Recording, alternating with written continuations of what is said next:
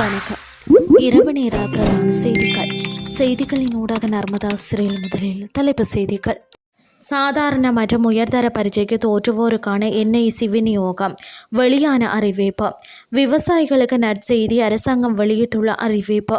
மீண்டும் பதற்றம், போருக்கு திரும்ப தயார், இஸ்ரேல் பிரதமரின் புதிய அறிவிப்பு. இனி விரிவான செய்திகள்.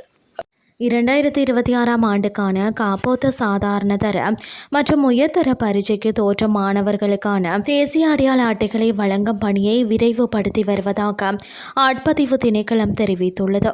அதன்படி இந்த ஆண்டு இறுதிக்குள் அனைத்து மாணவர்களுக்கும் நிரந்தர தேசிய அடையாள அட்டைகளை வழங்குவதற்கு எதிர்பார்ப்பதாக அந்த திணைக்களத்தின் தலைமை பணிப்பாளர் ஜகத் கேரத் தெரிவித்தார். அத்துடன் சாதாரண தர பரீட்சைக்கு தோற்றும் மாணவர்களுக்கான தேசிய அடையாள அட்டைகளை தயாரிப்பதற்கான விண்ணப்பங்களை சமர்ப்பிக்குமாறு கல்வி அமைச்சு மூலம் அனைத்து பாடசாலைகளுக்கும் அறிவிக்கப்பட்டுள்ளதாக அவர் மேலும் குறிப்பிட்டார். அதற்கமைய பாடசாலை அதிபர்கள் அந்த விண்ணப்பங்களை தாமதமின்றி ஆட்பதிவு திணைக்களத்திற்கு அனுப்புவதற்கு நடவடிக்கை எடுக்க வேண்டும் என சுட்டிக்காட்டப்பட்டுள்ளது. தேசிய அடையாள அட்டைக்கு விண்ணப்பித்து இன்னும் பெறாத வரும் ஆகஸ்ட் மாதம் உயர்தர பரீட்சைக்கு தோற்றவிருக்கும் மாணவர்கள் திணைக்களத்தின் இணையதளத்தில் பட்டியலிடப்பட்டுள்ள தொலைபேசி இலக்கங்கள் அல்லது மின்னஞ்சல் முகவரிகள் மூலம் திணைக்களத்திற்கு தெரிவித்து தங்கள் அடையாள அட்டைகளை பெற்றுக்கொள்ளலாம் என்றும் அவர் தெரிவித்தார். தேசிய பரீட்சைகளுக்கு முன்னதாக அனைத்து மாணவர்களுக்கும் செல்லுபடியாகும் அடையாள அட்டைகள் கிடைப்பதை உறுதி செய்வதே இந்த முயற்சியின் நோக்கம் என ஆட்பதிவு திணைக்களம் வலியுறுத்தியுள்ளமை குறிப்பிடத்தக்கது. 2026 சிறுபோக அறுவடை காலத்தில் விவசாயிகளிடமிருந்து நெல்லை கொள்முதல் செய்யும் உத்தரவாத விலைகளை அரசாங்கம் அறிவித்துள்ளது. குறித்த அறிவிப்பை வர்த்தக அமைச்சர் வசந்த சமரசிங்க வெளியிட்டுள்ளார்.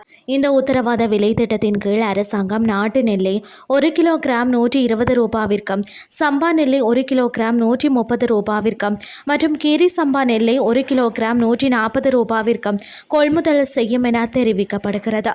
சிறுபோக அறுவடையின் போது நெல் சந்தையில் ஸ்திரத்தன்மையை பேணுவதையும் விவசாயிகளுக்கு நியாயமான விலையை உறுதி செய்வதையும் இந்த நடவடிக்கை நோக்கமாக கொண்டுள்ளதாக அமைச்சர் வசந்த தெரிவித்துள்ளார்.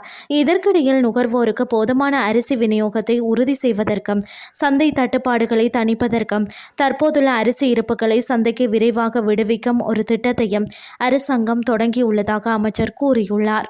இனி வெளிநாட்டு செய்திகள். தேவைப்பட்டால் ஈரான் மீது மற்றொரு தாக்குதல் நடத்தப்படும் என இஸ்ரேல் பிரதமர் பெஞ்சமின் நெதன்யாகு எச்சரிக்கை விடுத்துள்ளார்.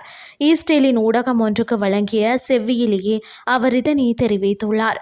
வாஷிங்டனுக்கும் தெஹ்ரானுக்கும் இடையே ஏற்பட்ட புரிந்துணர்வு ஒப்பந்தம் ஈரான் அதிபர் மசூத் பெசக்கியன் மற்றும் அமெரிக்க ஜனாதிபதி டொனால்ட் ட்ரம்ப் ஆகியோரால் மின்னணு முறையில் கையொப்பமிடப்பட்டு ஜூன் 18 அன்று நடைமுறைக்கு வந்த நிலையில் அவரது கருத்துக்கள் வெளியாகின. இஸ்ரேல் பிரதமர் மேலும் தெரிவிக்கையில், ஈரான் அணு ஆயுதங்களை பெறுவதை தடுக்க இஸ்ரேல் தனித்து செயல்படும்.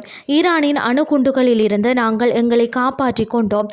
தேவைப்பட்டால் இஸ்ரேல் மீண்டும் ஈரான் மீது தாக்குதல் நடத்தக்கூடும். இவ்வாறு நெதன்யாகு கூறியுள்ளார். அமெரிக்காவும் ஈரானும் ஒரு அமைதி ஒப்பந்தத்தை இறுதி செய்வதற்கான முயற்சிகளை தொடர்ந்து மேற்கொண்டு வருகிறது. இந்த சூழலில் தேவைப்பட்டால் ஈரான் மீது மீண்டும் தாக்குதல் நடத்த இஸ்ரேல் தயாராக உள்ளது என பிரதமர் பெஞ்சமின் நெதன்யாகு எச்சரித்துள்ளார். செய்திகள் யாவும் நிறைவடைகின்றது.